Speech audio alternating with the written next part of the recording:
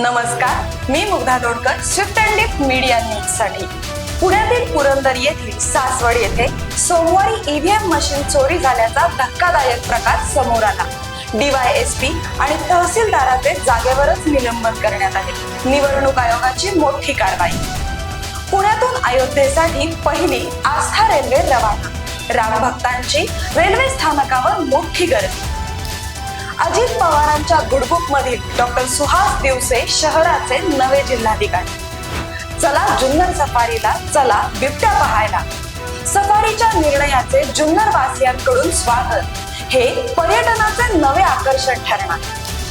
पिंपरीत शरद पवार गटाचे निवडणूक आयोगाविरोधात मुंडन आंदोलन, कार्यकर्तेही आक्रमक।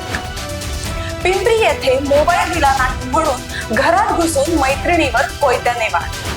पुणे येथे सिंहगड रस्त्यावर धायरीवाटा परिसरात खासगी कार्यालयात आग। शॉर्ट सर्किटमुळे आग लागल्याची शक्यता अग्निशमन दलाने व्यक्त केली।